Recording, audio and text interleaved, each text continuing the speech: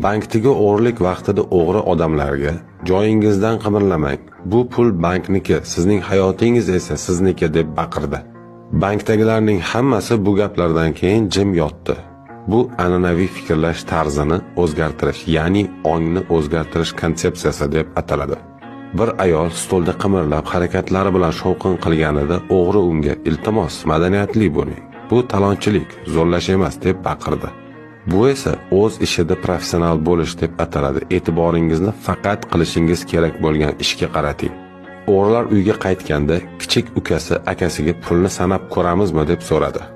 Akasi unga "Ahmoq bo'lma, buncha pulni sanashga uzoq vaqt ketadi. Kechqurun yangiliklarda qancha pul o'g'irlanganini e'lon qilishganda pul miqdorini bilib olamiz" deb javob berdi. Bu jarayon tajriba deb ataladi. O'g'rilar ketgach, bank menejeri bank nazoratchisiga "Tezroq politsiyani chaqiraylik" dedi. Ammo nazorat